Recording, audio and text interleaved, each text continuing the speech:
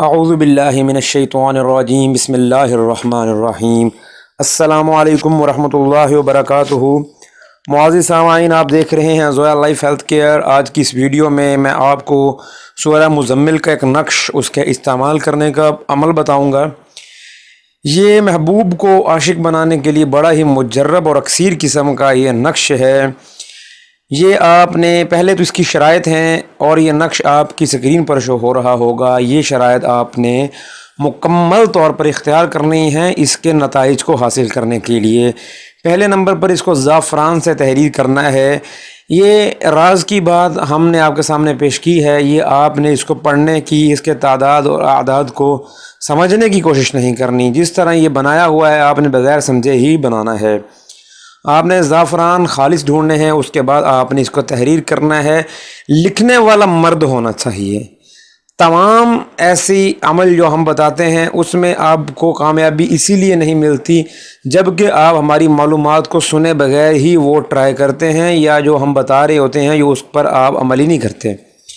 مرد جو ہے وہ مرد صالحہ اس کو تحریر کرے۔ اب مثال کے طور پر لکھنے والا جو ہے وہ پرہیزگار اتنا ہو کہ وہ تہجد بھی اس نے کبھی نہ چھوڑی ہو۔ آج کل فرائض میں کوتاہی ایک عام بات ہے، لیکن آپ کو پتہ ہوگا کہ تعویذ لکھنے میں ایک بہت ہی قوت خیال، بصیرت اور اللہ کی طرف سے دی گئی قوتوں کا بہت عمل دخل ہے۔ تو پرہیزگار بندہ کو لکھنا چاہیے۔ اور اس کے بعد آپ نے اس کو کیا کرنا ہے، آپ نے ہر روز آدھی رات اگر ہم گھڑی کے مطابق دیکھیں گے تو عشاء کی نماز کے ٹھیک 4 یا 4.5 گھنٹے کے بعد، عموماً ہماری گھڑی کے مطابق 12 یا 1 بجے یا 2 بجے، 12 سے 2 بجے کے درمیان آپ نے 3 دفعہ سورہ مزمل پڑھنی ہے۔